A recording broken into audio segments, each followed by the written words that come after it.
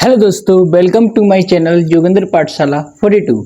तो बच्चों, आज हम क्लास 10th यूपी बोर्ड के चैप्टर नंबर 11वें के वृत्तों से संबंधित क्षेत्रफल area related to the circles, ठीक है। तो आज इस चैप्टर में हम वृत्तों से संबंधित क्षेत्रफल से संबंधित सारे फॉर्मूलों को पढ़ेंगे। मतलब कैसे फॉर्मूले बनते हैं, कैसे कॉन्सेप्ट होते हैं, उन सभी के बारे में आज हम पढ़ेंगे। तो सबसे पहले हम बच्चों बात करते हैं किसके बारे में, सर्कल के बारे में। किसके बारे में? सर्कल के बारे में, वृत्त के बारे में। तो बच्चों, हमारी वृत्त की डेफिनेशन क्या होती है? किसी बिंदु से एक समान दूरी पर स्थित गोलाकार बिंदुओं का पथ वृत्त कहलाता है, या फिर किसी निश्चित बिंदु से समान दूरी पर स्थित बिंदुओं के पथ को क्या कहते हैं? वृत्त कहते हैं। जैसे कि मान लो बच्चों, इधर देखो, ठीक है। जैसे कि मान लो कि ये कोई क्या है? पॉइंट है। ये कोई क्या हो गया? मेरा पॉइंट हो गया, ठीक है। इस पॉइंट से एक निश्चित दूरी पर स्थित, इस पॉइंट से एक निश्चित दूरी पर स्थित, इस पॉइंट से एक निश्चित दूरी पर स्थित बिंदुओं के बिंदु पथ को क्या कहते हैं? वृत्त कहते हैं। एक निश्चित बिंदु से समान दूरी पर स्थित बिंदुओं के बिंदु पथ को क्या कहते हैं बच्चों? वृत्त कहते हैं, ठीक है।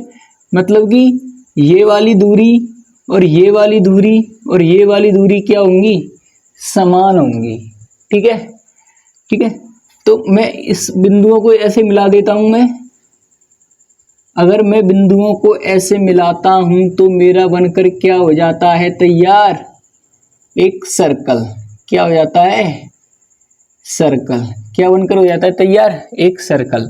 मतलब एक समान बिंदु से, मतलब एक निश्चित बिंदु से समान दूरी पर स्थित बिंदुओं के बिंदु पथ को हम क्या कहते हैं? वृत्त कहते हैं, ठीक है। मतलब कि ये भी मेरी आर सेंटीमीटर होगी, और ये भी मेरी आर सेंटीमीटर होगी, और बच्चों ये भी मेरी आर सेंटीमीटर होगी, और ये भी मेरी आर सेंटीमीटर होगी। मतलब सारी दूरियां कैसी होंगी? समान होंगी। तो वृत्त की परिभाषा क्या होती है? एक निश्चित बिंदु से समान दूरी पर स्थित बिंदुओं के बिंदु पथ को हम क्या कहते हैं बच्चों? वृत्त कहते हैं। तो ये मेरा क्या हो गया? एक वृत्त हो गया, ठीक है बच्चों। क्या हो गया जी? मेरा वृत्त हो गया, ठीक है। अब देखो बच्चों, अब बात करते हैं त्रिज्या की, रेडियस की। मतलब इसकी वृत्त की त्रिज्या क्या होती है? तो बच्चों, वृत्त की त्रिज्या क्या होती है? अगर हम वृत्त की त्रिज्या की बात करें तो बच्चों ये हमारा क्या हो गया? केंद्र O हो गया। केंद्र O गया कि नहीं? तो वृत्त के केंद्र से परिधि तक की दूरी को, वृत्त के केंद्र से परिधि तक की दूरी को हम क्या कहते हैं बच्चों? त्रिज्या कहते हैं। ये सभी त्रिज्या है कि नहीं? तो वृत्त के केंद्र O से परिधि तक की दूरी को क्या कहते हैं? हम त्रिज्या कहते हैं। केंद्र से परिधि को मिलाने वाली रेखा क्या कहलाती है? त्रिज्या कहलाती है। या फिर वृत्त के केंद्र O से परिधि तक की दूरी क्या कहलाती है बच्चों? त्रिज्या कहलाती है, ठीक है। तो O, यहाँ पर कोई बिंदु अगर मैं B मान लेता हूं तो बच्चों O भी हमारी क्या हो गई? वृत्त की त्रिज्या हो गई, ठीक है बच्चों। अब बच्चों बात करते हैं किसकी? व्यास की। किसकी बात करते हैं? व्यास की। तो देखो बच्चों, व्यास की डेफिनेशन क्या है? वृत्त की सबसे बड़ी जीवा व्यास कहलाती है, या फिर ऐसी जीवा जो केंद्र से होकर जाए व्यास कहलाती है, या फिर त्रिज्या का दूना क्या कहलाता है बच्चों? व्यास कहलाता है। क्या कहलाता है बच्चों? डायमीटर कहलाता है, ठीक है। जैसे कि मान लो कि सबसे बड़ी मेरी जीवा ये हो गई, ठीक है। सबसे बड़ी मेरी जीवा ये हो गई AB। क्या हो गई? सबसे बड़ी जीवा मेरी ये क्या हो गई? AB हो गई। तो यही मेरा क्या कहलाएगा? मतलब AB मेरा क्या कहलाएगा बच्चों? व्यास कहलाएगा। क्या कहलाएगा बच्चों? व्यास कहलाएगा, ठीक है। तो AB मेरा क्या कहलाएगा बच्चों? व्यास कहलाएगा, ठीक है। या फिर बच्चों व्यास क्या होता है? बच्चों व्यास क्या होता है? जो त्रिज्या होती है, त्रिज्या R होती है, उसका कैसा होता है? दूना होता है। त्रिज्या का दूना क्या होता है? व्यास होता है। या फिर बच्चों ऐसी जीवा जो केंद्र से होकर जाए, किससे होकर जाए? सेंटर से होकर जाए। ऐसी जीवा जो केंद्र से होकर जाए वो क्या कहलाती है? व्यास कहलाती है, ठीक है। या फिर त्रिज्या का दूना क्या होता है? व्यास कहलाता है, ठीक है बच्चों। अब बच्चों बात करते हैं चौड़, मतलब जीवा की। मतलब जीवा क्या होती है? वृत्त पर स्थित दो बिंदुओं को मिलाने वाली रेखा क्या कहलाती है? जीवा कहलाती है। कहलाती है कि नहीं बच्चों? अब बच्चों हमारा जो व्यास है वो भी क्या है? एक जीवा है कि नहीं? वृत्त पर स्थित दो बिंदु मेरे कौन कौन से हो गए बच्चों? एक मेरा ए हो गया और दूसरा बिंदु मेरा कौन सा हो गया बच्चों? बी हो गया। तो मैंने आपको मतलब डेफिनेशन क्या बताई है? वृत्त पर स्थित दो बिंदुओं की बीच की दूरी को क्या कहते हैं? जीवा कहते हैं। ठीक है, तो सबसे बड़ी जीवा कौन सी होती है? जो केंद्र से होकर जाती है। सबसे बड़ी जीवा कौन सी होती है? जो केंद्र से होकर जाती है। ठीक है, अब मान लो कि वृत्त पर मैंने कोई बिंदु बच्चों ये मान लिया सी मान लिया। क्या मान लिया? सी मान लिया। और बच्चों मैंने कोई बिंदु क्या मान लिया? डी मान लिया। तो मैंने सी को डी से मिला दिया। किसको? सी को मैंने किससे मिला दिया? डी से मिला दिया। तो सी डी भी मेरी क्या होगी बच्चों? एक जीवा हो गई कि नहीं? ठीक है, क्योंकि वृत्त पर स्थित है कि नहीं? मान लो कि मैंने बच्चों कोई एक लाइन ऐसे खींच दी वृत्त पर, ये मेरा बिंदु क्या हो गया बच्चों? मेरा पी हो गया और ये क्या हो गया बच्चों? क्यू हो गया। तो पी क्यू क्या हो गई बच्चों? एक जीवा हो गई कि नहीं? तो यहां से मेरी पी क्यू भी क्या हो गई बच्चों? एक जीवा हो गई। क्या हो गई? जीवा हो गई। तो बच्चों जीवा की परिभाषा क्या हो गई? वृत्त पर स्थित दो बिंदुओं के बीच की दूरी को क्या कहते हैं बच्चों? जीवा कहते हैं। ठीक है बच्चों, अब बात करते हैं बच्चों किसकी? वृत्त की परिधि की। किसकी बात करते हैं? वृत्त की परिधि की। वृत्त की परिधि क्या होती है? वृत्त के केंद्र के चारों ओर गोलीय पथ को क्या कहते हैं बच्चों? वृत्त की परिधि कहते हैं। मतलब वृत्त के केंद्र के चारों ओर गोलीय पथ को क्या कहते हैं बच्चों? परिधि कहते हैं। क्या कहते हैं बच्चों? परिधि कहते हैं। ठीक है बच्चों, ठीक है। अगर आपको ये कॉन्सेप्ट अच्छे लग रहे हैं तो वीडियो को लाइक करो, शेयर करो।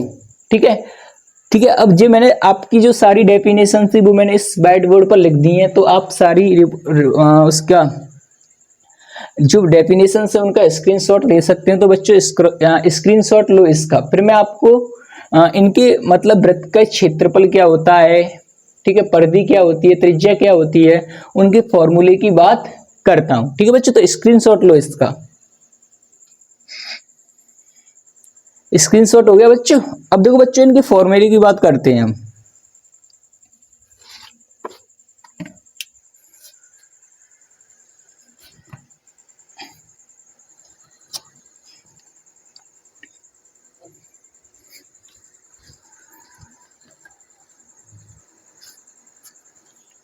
बच्चों एक चीज और समझो, नोट करके, नोट करके।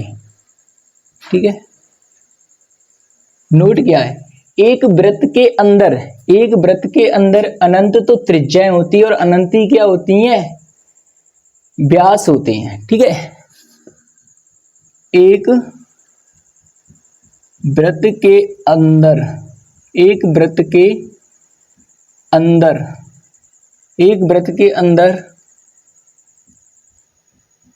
अनंत त्रिज्याएं व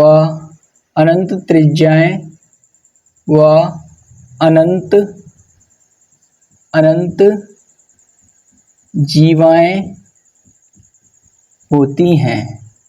ठीक है बच्चों, एक वृत्त के अंदर अनंत जीवाएं होती हैं और जो वृत्त होता है वो पूरा जो एंगल बनाता है वो कितने अंश का बनाता है? 360 अंश का बनाता है। कितने अंश का बनाता है? 360 अंश का बनाता है। ठीक है बच्चों, अब देखो बच्चों, अब करते हैं वृत्त की। देखो वृत्त की त्रिज्या r होती है। वृत्त का जो मतलब व्यास होता है,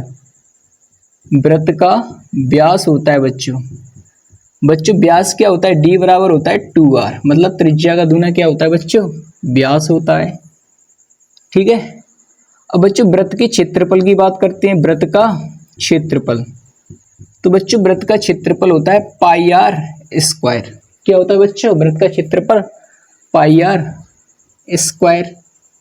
ठीक है बच्चों, अब बच्चों वृत्त की परिधि की बात करते हैं। वृत्त की परिधि किसकी बात करते हैं बच्चों? वृत्त की परिधि। तो वृत्त की परिधि होती है बच्चों 2 पाई आर। क्या होती है? वृत्त की परिधि 2 पाई आर। ठीक है बच्चों, ये तो बच्चों मेरा क्या हो गया? वृत्त हो गया। ठीक है, अब बच्चों बात करते हैं किसकी? अर्धवृत्त की। किसकी बात करते हैं बच्चों? अब बच्चों बात करते हैं किसकी? अब बच्चों बात करते हैं हम किसकी?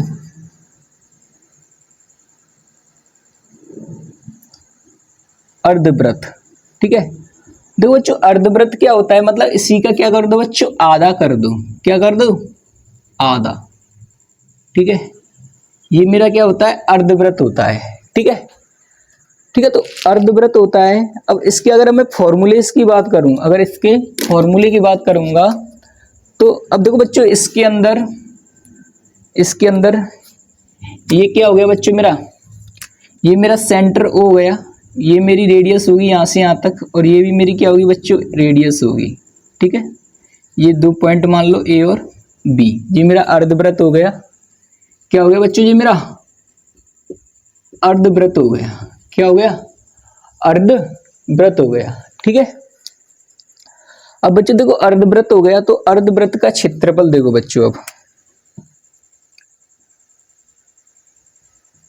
अर्धवृत्त का क्षेत्रफल देखो बच्चों, वृत्त का क्षेत्रफल क्या होता है, पाई आर स्क्वायर, तो इसका क्या हो जाएगा, आधा, 1/2 पाई आर स्क्वायर। तो बच्चों अर्धवृत्त का क्षेत्रफल क्या हो गया, 1/2 पाई आर स्क्वायर।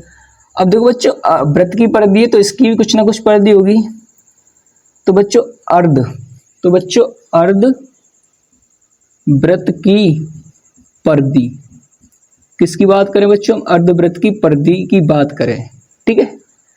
तो देखो बच्चों वृत्त की परिधि क्या होती है, 2 पाई आर होती है, ठीक है। तो बच्चों इसका मैं क्या करूंगा, आधा करूंगा कि नहीं। अब ये तो ये वाला हिस्सा आ गया पूरा वाला, अब ये वाली तो दूरी भी रह गई, ये वाली दूरी और ये वाली दूरी क्या होती है बच्चों, 2r होती है कि नहीं, ठीक है बच्चों। इससे मैं इसको कैंसिल कर दूं कि नहीं, ठीक है। इससे ये मेरा क्या हो गया, कैंसिल हो गया। तो बच्चों अर्धवृत्त की परिधि क्या हो गई, अर्धवृत्त की परिधि क्या हो गई, ठीक है। यहां से बच्चों मेरा यहां से पाई आर बचा, और यहां से मेरा कितना बचा बच्चों, 2r बचा, ठीक है, प्लस। तो यहां से मैं अगर मैं r कॉमन लेता हूं तो यहां से कितना हो गया, पाई प्लस के 2। तो बच्चों ये क्या होगी, मेरी अर्धवृत्त की परिधि हो गई। किसकी होगी बच्चों, अर्धवृत्त की परिधि हो गई, ठीक है बच्चों, ठीक है। तो अब इसका स्क्रीनशॉट लेना है तो स्क्रीनशॉट लो। फिर मैं इसमें बात करता हूं किसका, चतुर्थांश की बात करता हूं, चतुर्थांश क्वाड्रेंट क्या होता है, ठीक है। तो ये मेरा अर्धवृत्त हो गया, ठीक है। वीडियो अच्छी लग रही है तो वीडियो को लाइक करो, ठीक है। और जब भी तुम मतलब लेक्चर लिया करो, पढ़ा करो, तो अपनी पेन कॉपी लेकर बैठा करो, ठीक है, और अपने नोट्स बनाओ। आज से मैं आपके लिए वीडियोस लेके आता रहूँगा, मतलब ऐसे ही आपको पढ़ाता रहूँगा जब तक आपके 10th क्लास के पेपर नहीं हो जाते, जब तक मैं ऐसे ही आपको पढ़ाता रहूँगा, ठीक है। क्योंकि आज अब मुझे आपके साथ मेहनत करनी है, ठीक है। क्योंकि यो CBSE बोर्ड वाले बच्चे बोलते हैं कि हमारे पास तो प्रशांत भैया हैं और भी कई सर हैं, ठीक है, पर मैं आज से यूपी बोर्ड वालों के साथ हूँ, ठीक है। मैं जोगिंदर आपके साथ हूँ, ठीक है। इसका स्क्रीनशॉट लो, फिर आगे बात करते हैं, ठीक है।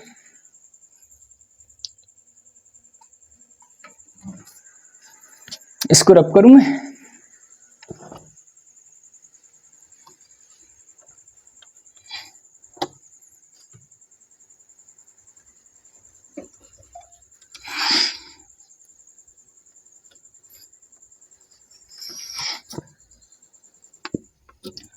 अब देखो बच्चों हम किसकी बात करते हैं, अब देखो अब बात करते हैं हम, जैसे कि कोई भी सर्किल हो, ठीक है, कोई भी हमारे पास क्या है बच्चों, सर्किल है, ठीक है। ये हमारे पास कोई भी क्या है, सर्किल है। अगर इसमें से मैं 4 हिस्से करता हूं, ठीक है, अगर इसमें से मैं 4 हिस्से करता हूं, ठीक है, इसमें से मैं 4 हिस्से करता हूं, मतलब एक हिस्सा ये हो गया, दूसरा ये हो गया, तीसरा ये हो गया, चौथा ये हो गया। तो बात हम किसकी करते हैं, तो चतुर्थांश की बात करते हैं, चतुर्थांश, ठीक है। चतुर्थांश क्या होता है, तो इसका एक हिस्सा उठा लो तुम, यहां से क्या उठा लो, मतलब एक हिस्सा उठा लो। तो ये मतलब क्या हो गया, मतलब 1/4 हो गया, मतलब एक, ठीक है, मतलब एक चौथाई हो गया, मतलब एक हिस्सा उठा लिया हमने, ठीक है, एक चतुर्थांश उठा लिया, ठीक है। तो अगर बच्चों हम यहाँ से तो कोई ना कोई एंगल होगा, थीटा होगा, मतलब 90 अंश का होगा कि नहीं। तो चतुर्थांश के अगर क्षेत्रफल की बात करें बच्चों, चतुर्थांश का क्षेत्रफल, तो बच्चों वृत्त का क्षेत्रफल क्या होता है, पाई आर स्क्वायर। तो चतुर्थांश का क्षेत्रफल क्या होगा, 1/4 पाई आर स्क्वायर। जी क्या होता है बच्चों, चतुर्थांश का क्षेत्रफल। ठीक है, अगर इसकी हम परिधि की बात करें, चतुर्थांश की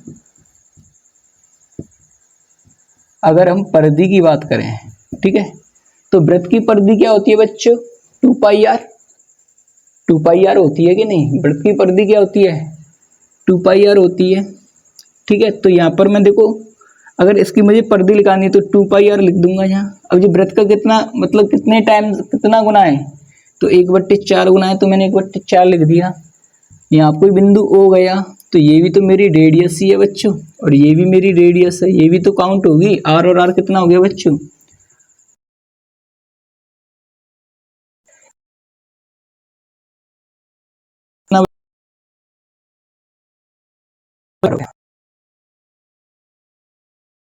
ठीक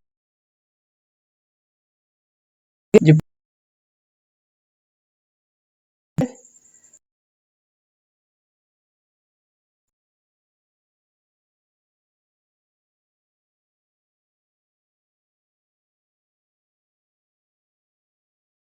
हेलो दोस्तों, अब हम बात करते हैं त्रिज्यखंड की बात। तो बच्चों देखो त्रिज्यखंड क्या होता है। ठीक है, किसी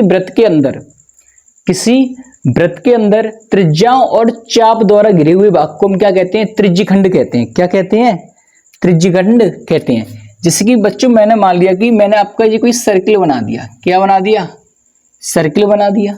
ठीक है, इसके अंदर क्या होगा, एक कोई ना कोई सेंटर होगा, ओ होगा, केंद्र होगा। ठीक है, तो वृत्त की त्रिज्याओं जी मेरी क्या होगी बच्चों, वृत्त की त्रिज्याएं हो गई। ठीक है, वृत्त की त्रिज्याएं हो गई मेरी, जी मेरी ओ ए हो गई, जी मेरी बी हो गई। ठीक है, वृत्त की त्रिज्याओं और वृत्त के चाप द्वारा, वृत्त की त्रिज्याओं और वृत्त के चाप द्वारा घिरे हुए भाग को क्या कहते हैं बच्चों, त्रिज्यखंड कहते हैं। ठीक है, यहां से बच्चों अगर ये एंगल मेरा थीटा है, तो ये टोटल ये वाला एंगल मेरा कितना होगा बच्चों, ये 360 माइनस के थीटा होगा कि नहीं होगा। ठीक है, तो यही मेरा बच्चों क्या कहलाता है, त्रिज्यखंड कहलाता है। मतलब वृत्त की त्रिज्याओं और चाप द्वारा घिरे हुए भाग को क्या कहते हैं, त्रिज्यखंड कहते हैं। ठीक है,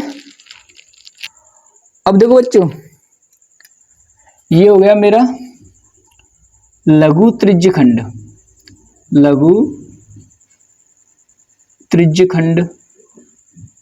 ठीक है, और ये हो गया मेरा बच्चों दीर्घ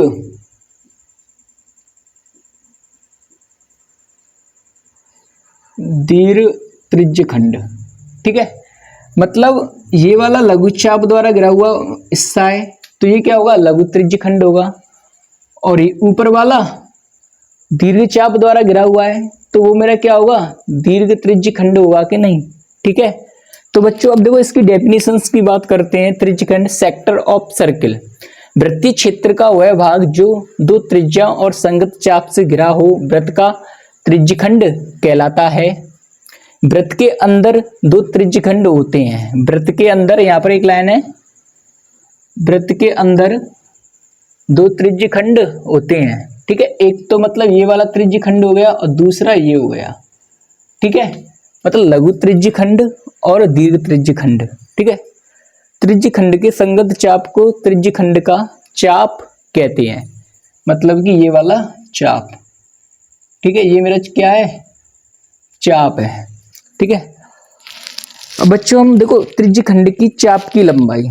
ठीक है, त्रिज्यखंड की चाप की लंबाई, तो देखो बच्चों चाप की लंबाई की बात करें तो चाप की लंबाई का जो फॉर्मूला होता है वो होता है बच्चों थीटा अपॉन, क्या होता है बच्चों, theta upon 360 into 2 pi R. ठीक है, यहां से कोई ना कोई थीटा बना हुआ है, तो त्रिज्यखंड की चाप की लंबाई क्या होती है, theta upon 360 into 2 pi R. इस वाले चाप की लंबाई, ठीक है।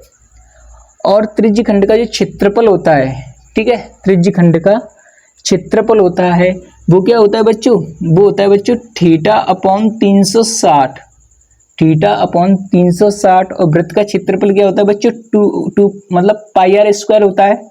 तो यहाँ से बच्चों हम क्या करेंगे, पाई आर स्क्वायर, ठीक है बच्चों। तो त्रिज्य खंड का क्षेत्रफल क्या होगा, theta upon 360 into pi R square, ठीक है। अब देखो जब बच्चों जब चाप की लंबाई दे रखी हो, ठीक है, जब चाप की लंबाई दे रखी हो, ठीक है, तब दी गई हो, तब क्षेत्रफल, तब बच्चों क्या, तब क्षेत्रफल, तब अगर हम तब क्षेत्रफल की बात करें तो वो क्या होता है बच्चों, 1/2, 1/2 एल इंटू आर, आर हमारी क्या होगी, रेडियस होगी। तब क्षेत्रफल क्या होता है बच्चों, 1/2 एल इंटू आर। अब बच्चों जी तो मेरा किसका हो गया, किसका हो गया ये बच्चों, जी मेरा हो गया मतलब लघु त्रिज्य खंड का क्षेत्रफल। अगर दीर्घ त्रिज्य खंड के क्षेत्रफल की बात करें तो वृत्त के क्षेत्रफल में थे पाई आर स्क्वायर में से हम क्या करेंगे बच्चों, पाई आर स्क्वायर में से मतलब पाई आर स्क्वायर में से जो लघु त्रिज्य खंड है उसके क्षेत्रफल को हम क्या करेंगे, घटा देंगे। और हमारा लघु त्रिज्य खंड का क्षेत्रफल यही है हमारा लघु, और लघु त्रिज्य खंड का क्षेत्रफल कितना है, theta upon 360 into pi R square, ठीक है। तो लघु मेरा ये वाला है, ठीक है, यहाँ पे कर दूंगा मैं theta upon 360 into pi R square, ठीक है। और देखो इसी फॉर्मूले को अगर मैं इस वाली थीटा को निकालूं तो थीटा कितना है मेरा 360 अपॉन, ठीक है, 360 माइनस के थीटा है। तो इसी फॉर्मूले को मैं कैसे लिख सकता हूँ, थीटा 360 माइनस के थीटा, 360 माइनस के थीटा अपॉन थीटा और इंटू पाई आर स्क्वायर। इसी फॉर्मूले को मैं ऐसे भी लिख सकता हूँ, ठीक है। तो बच्चों देखो त्रिज्य खंड के चाप की लंबाई क्या होती है, theta upon 360 into 2 pi R, ठीक है। और लघु त्रिज्य खंड का क्षेत्रफल क्या होता है बच्चों, theta upon 360 into pi R square. और चाप की लंबाई दी गई हो तब क्षेत्रफल क्या होता है बच्चों, 1/2, तब क्षेत्रफल क्या होता है बच्चों, 1/2 एल इंटू आर। और दीर्घ त्रिज्य खंड का क्षेत्रफल क्या होता है, पाई आर, वृत्त के क्षेत्रफल में घटा देंगे, पाई आर स्क्वायर माइनस के theta upon 360 into pi R square बराबर 360 माइनस के theta upon theta into pi R square, ठीक है। और ये बच्चों मेरे लघु खंड के चाप की लंबाई है, जो मतलब ये भी मेरी जो लंबाई है वो लघु खंड की चाप की लंबाई है, ठीक है। अगर बच्चों दीर्घ खंड की चाप की लंबाई की बात करें, दीर्घ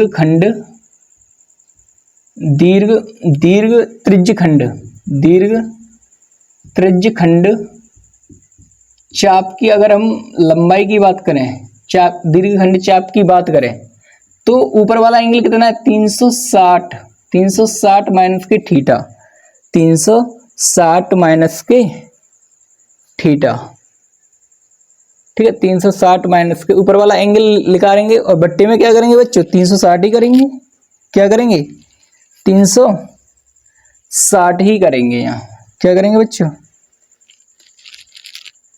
360 ही करेंगे। और इनटू में क्या हो जाएगा बच्चों, 2 पाई आर, ऐसे निकाल लेंगे 2 पाई आर, खाली 2 पाई आर। ऐसे बच्चों में यहाँ पर करेंगे, ठीक है। अब देखो यहाँ पर ये मैंने 360, अगर मैं ये यहाँ पर क्या रहेगा बच्चों, यहाँ पर ये 360 ही रहेगा, कितना रहेगा 360, ठीक है। तो दीर्घ वृत्तखंड का क्षेत्रफल क्या हो गया, पाई आर स्क्वायर माइनस के theta upon 360 into pi R square, या फिर 360 माइनस के theta upon 360 into pi R square. तो ये बच्चों क्या होते हैं, फॉर्मूले होते हैं, ठीक है।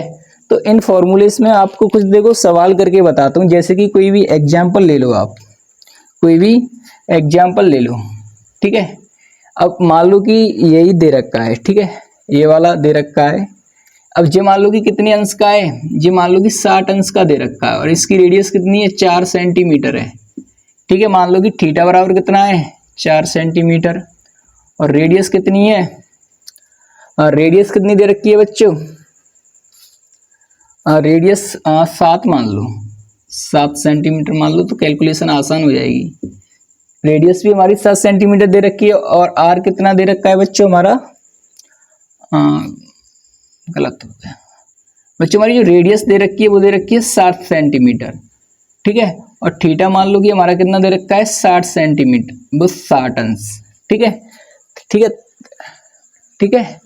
तो इस वाले त्रिज्य खंड की बात कर रहा है वो, ठीक है। तो त्रिज्य खंड का क्षेत्रफल ज्ञात करो, त्रिज्य खंड का क्षेत्रफल ज्ञात करो। क्या पूछ रहा है इसमें, वो त्रिज्य खंड का क्षेत्रफल ज्ञात करो, ठीक है। तो देखो बच्चे, त्रिज्य खंड का क्षेत्रफल कैसे ज्ञात करेंगे, फॉर्मूला हमारा यही है, theta upon 360 into pi R square, ठीक है। तो इसको लगाएंगे हम, ठीक है। त्रिज्य खंड का क्षेत्रफल, त्रिज्य खंड का क्षेत्रफल क्या होता है बच्चों, theta upon 360 into pi R square होता है कि नहीं, ठीक है। थीटा की वैल्यू कितनी है बच्चों, 60 अंश है, बट्टे में कितना हो गया बच्चों 360 इंटू पाई की वैल्यू मान लो कि कितनी होती है 22/7 इंटू आर स्क्वायर है। तो आर कितना है मेरा 7 है, 7 इंटू 7 हो गया, 7 से 7 कैंसिल, 0 से 0 कैंसिल, 6 से 6 बार कैंसिल, तो कितना बचा 22 इंटू 7 बट्टे में 6, ठीक है, सेंटीमीटर स्क्वायर।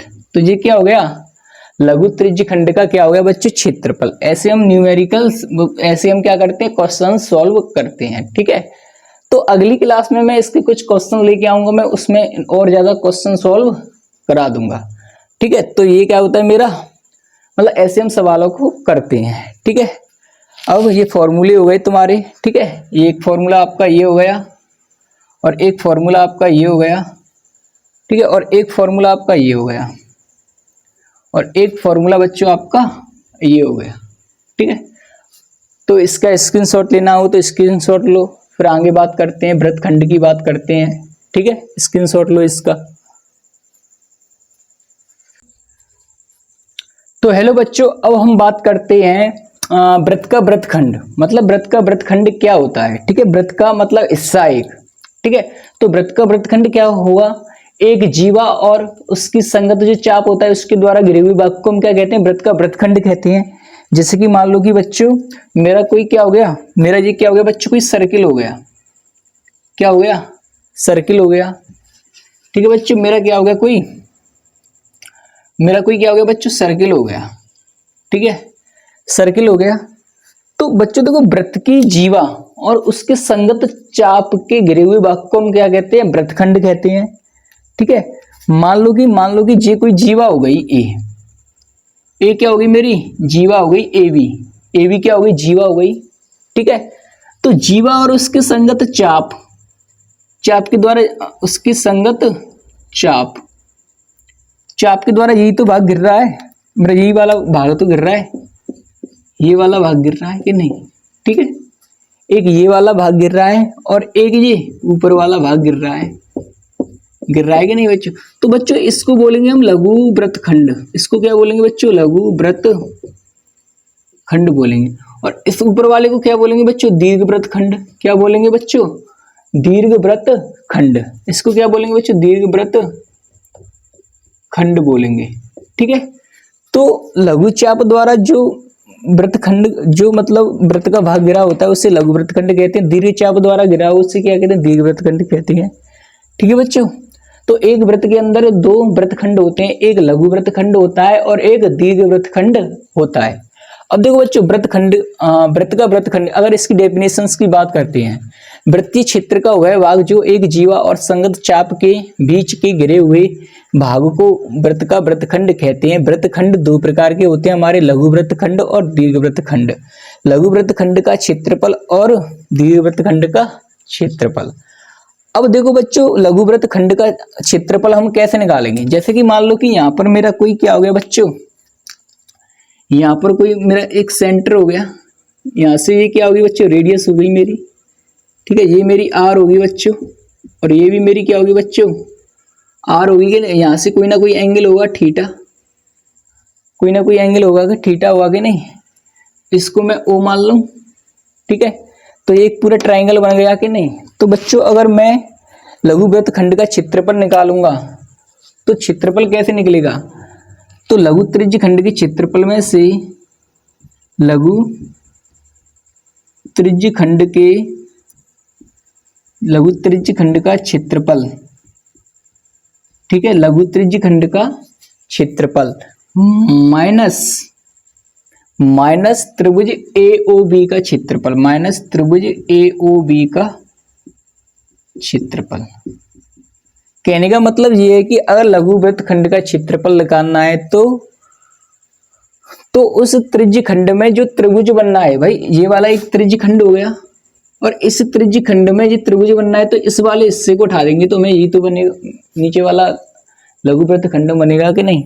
तो इसका जो फॉर्मूला होता है बच्चों वो क्या होता है, लघु वृत्तखंड का फॉर्मूला क्या होता है कि लघु त्रिज्य खंड के क्षेत्रफल में से त्रिभुज AOB का क्षेत्रफल को घटा, मतलब कैसा भी त्रिभुज बने उसको हम क्या करते हैं, घटा देते हैं, ठीक है। अगर त्रिज्य खंड की बात करें तो त्रिज्य खंड का क्षेत्रफल क्या होता है, यहाँ से क्या होता है, त्रिज्य खंड का क्षेत्रफल क्या होता है theta upon 360 into pi R square होता है और त्रिभुज का क्षेत्रफल, ठीक है। अब त्रिभुज कोई भी त्रिभुज बन सकता है, ठीक है, कोई भी त्रिभुज बन सकता है इसके अंदर, ठीक है। अगर बच्चों हम बात करें किसकी, दीर्घवृत्त खंड के क्षेत्रफल की,